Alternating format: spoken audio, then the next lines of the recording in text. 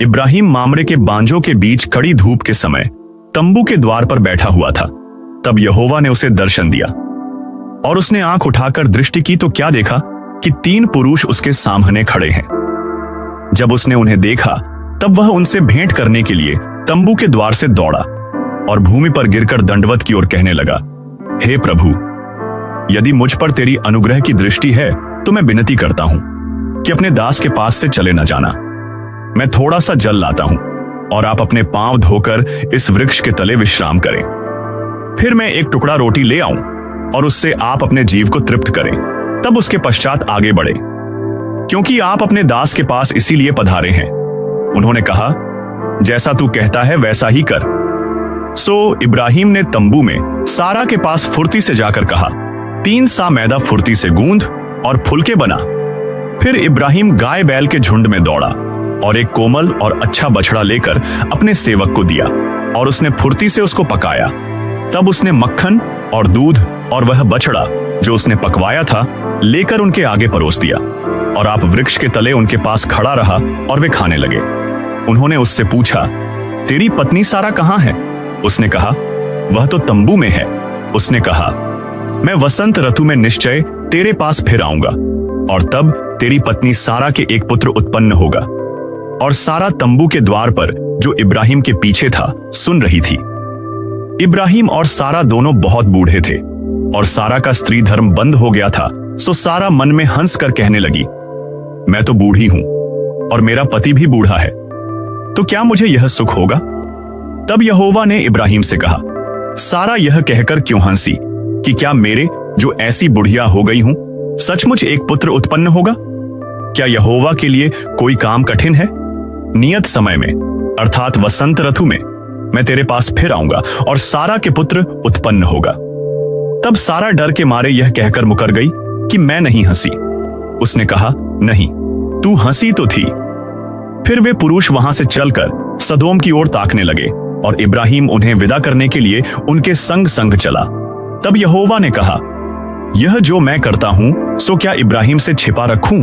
इब्राहिम से तो निश्चय एक बड़ी और सामर्थी जाति उपजेगी और पृथ्वी की सारी जातियां उसके द्वारा आशीष पाएंगी। क्योंकि मैं जानता हूं कि वह अपने पुत्रों और परिवार को जो उसके पीछे रह जाएंगे आज्ञा देगा कि वे यहोवा के मार्ग में अटल बने रहें और धर्म और न्याय करते रहें, इसीलिए कि जो कुछ यहोवा ने इब्राहिम के विषय में कहा है उसे पूरा करें। फिर यहोवा ने कहा, सदोम और अमोरा की चिल्लाहट बढ़ गई है और उनका पाप बहुत भारी हो गया है, इसलिए मैं उतरकर देखूंगा कि उसकी जैसी चिल्लाहट मेरे कान तक पहुंची है। उन्होंने ठीक वैसा ही काम किया है कि नहीं, और न किया हो तो मैं उसे जान लूंगा। सो वे पुरुष वहां से मुड़ के सदोम की ओर जाने लगे, पर इब्राहिम यहोवा के आगे खड़ा रह गया।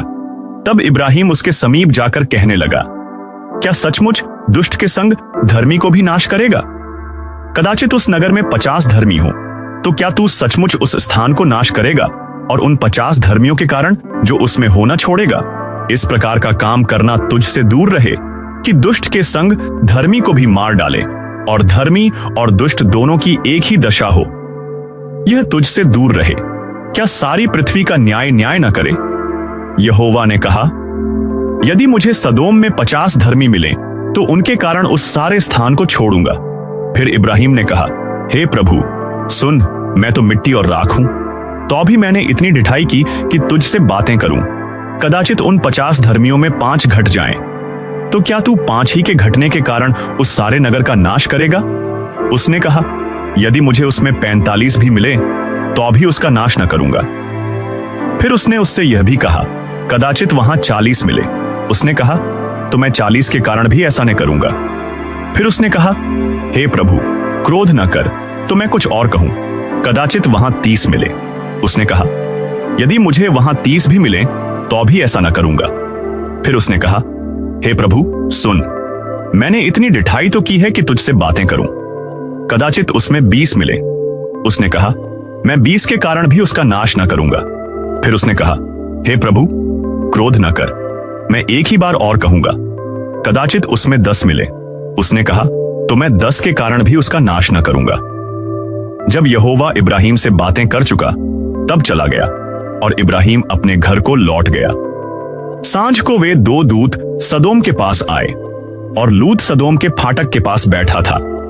सो उनको देखकर वह उनसे भेंट करने के लिए उठा और मुंह के बल झुककर दंडवत कर कहा, हे मेरे प्रभुओं, अपने दास के घर में पधारिए और रात भर विश्राम कीजिए और अपने पांव धोइए, फिर भोर को उठकर अपने मार्ग पर जाइए। उन्होंने कहा, नहीं, हम चौक ही में रात बिताएंगे।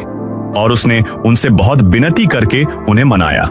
सो वे उसके साथ चलकर उसके घर में आए और उसने उनके लिए जेवनार तैयार की और बिना खमीर की रोटियां बनाकर उनको खिलाई। उनके सो जाने के पहले उस सदोम नगर के पुरुषों ने जवानों से लेकर बूढ़ों तक वरन चारों ओर के सब लोगों ने आकर उस घर को घेर लिया और लूत को पुकार कर कहने लगे कि जो पुरुष आज रात को तेरे पास आए हैं वे कहां हैं? उनको हमारे पास बाहर ले आ कि हम उनसे भोग करें। तब लूत उनके पास द्वार के बाहर गया और किवाड़ को अपने पीछे बंद करके कहा, हे मेरे भाइयों, ऐसी बुराई न करो। सुनो, मेरी दो बेटियां हैं जिन्होंने अब तक पुरुष का मुंह नहीं देखा। इच्छा हो तो मैं उन्हें तुम्हारे पास बाहर ले आऊं और तुमको जैसा अच्छा लगे वैसा व्यवहार उनसे करो, पर इन पुरुषों से कुछ न करो, क्योंकि ये मेरी छत के तले आए हैं। उन्होंने कहा, हट जा। फिर वे कहने लगे, तू एक परदेशी होकर यहां रहने के लिए आया, पर अब न्याय भी बन बैठा है। सो अब हम उनसे भी अधिक तेरे साथ बुराई करेंगे। और वे उस पुरुष लूत को बहुत दबाने लगे और किवाड़ तोड़ने के लिए निकट आए। तब उन पाहुनों ने हाथ बढ़ाकर लूत को अपने पास घर में खींच लिया और किवाड़ को बंद कर दिया। और उन्होंने क्या छोटे क्या बड़े सब पुरुषों को जो घर के द्वार पर थे अंधा कर दिया। सो वे द्वार को टटोलते टटोलते थक गए। फिर उन पाहुनों ने लूत से पूछा, यहां तेरे और कौन कौन है? दामाद, बेटे, बेटियां व नगर में तेरा जो कोई हो, उन सबों को लेकर इस स्थान से निकल जा, क्योंकि हम यह स्थान नाश करने पर हैं, इसलिए कि उसकी चिल्लाहट यहोवा के सम्मुख बढ़ गई है और यहोवा ने हमें इसका सत्यानाश करने के लिए भेज दिया है। तब लूत ने निकलकर अपने दामादों को, जिनके साथ उसकी बेटियों की सगाई हो गई थी, समझा के कहा, उठो, इस स्थान से निकल चलो, क्योंकि यहोवा इस नगर को नाश किया चाहता है। पर वह अपने दामादों की दृष्टि में ठट्ठा करने हारा सा जान पड़ा। जब पौ फटने लगी तब दूतों ने लूत से फुर्ती कराई और कहा कि उठ, अपनी पत्नी और दोनों बेटियों को जो यहां हैं ले जा, नहीं तो तू भी इस नगर के अधर्म में भस्म हो जाएगा। पर वह विलंब करता रहा। इससे उन पुरुषों ने उसका और उसकी पत्नी और दोनों बेटियों का हाथ पकड़ लिया, क्योंकि यहोवा की दया उस पर थी, और उसको निकालकर नगर के बाहर कर दिया। और ऐसा हुआ कि जब उन्होंने उनको बाहर निकाला तब उसने कहा, अपना प्राण लेकर भाग जा, पीछे की ओर न ताकना और तराई भर में न ठहरना, उस पहाड़ पर भाग जाना, नहीं तो तू भी भस्म हो जाएगा। लूत ने उनसे कहा, हे प्रभु, ऐसा न कर। देख, तेरे दास पर तेरी अनुग्रह की दृष्टि हुई है और तूने इसमें बड़ी कृपा दिखाई कि मेरे प्राण को बचाया है। पर मैं पहाड़ पर भाग नहीं सकता, कहीं ऐसा ना हो कि कोई विपत्ति मुझ पर आ पड़े और मैं मर जाऊं। देख, वह नगर ऐसा निकट है कि मैं वहां भाग सकता हूं, और वह छोटा भी है।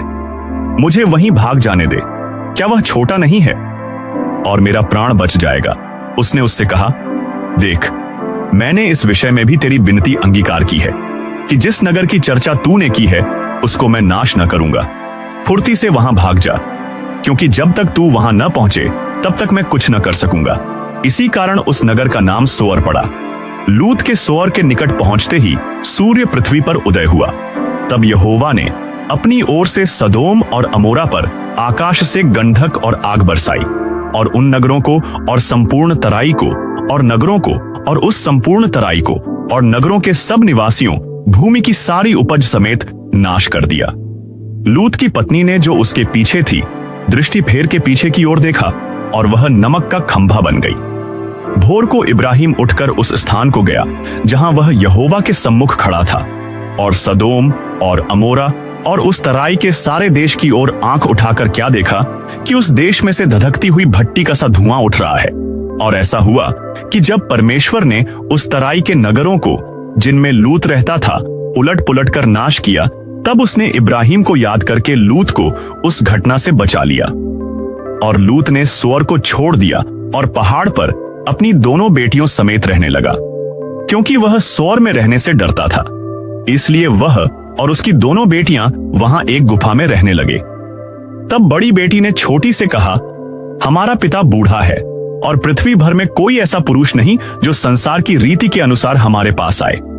सो आ, हम अपने पिता को दाख मधु पिलाकर उसके साथ सोएं, जिससे कि हम अपने पिता के वंश को बचाए रखें। सो उन्होंने उसी दिन रात के समय अपने पिता को दाख मधु पिलाया। तब बड़ी बेटी जाकर अपने पिता के पास लेट गई, पर उसने न जाना कि वह कब लेटी और कब उठ गई।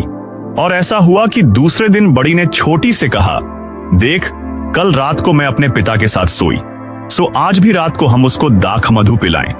तब तू जाकर उसके साथ सोना कि हम अपने पिता के द्वारा वंश उत्पन्न करें। सो उन्होंने उस दिन भी रात के समय अपने पिता को दाख मधु पिलाया और छोटी बेटी जाकर उसके पास लेट गई, पर उसको उसके भी सोने और उठने के समय का ज्ञान न था। इस प्रकार से लूत की दोनों बेटियां अपने पिता से गर्भवती हुईं और बड़ी एक पुत्र जनी और उसका नाम मोआब रखा। वह मोआब नाम जाति का जो आज तक है मूल पिता हुआ। और छोटी भी एक पुत्र जनी और उसका नाम बेनम्मी रखा। वह अम्मोन वंशियों का जो आज तक है मूल पिता हुआ।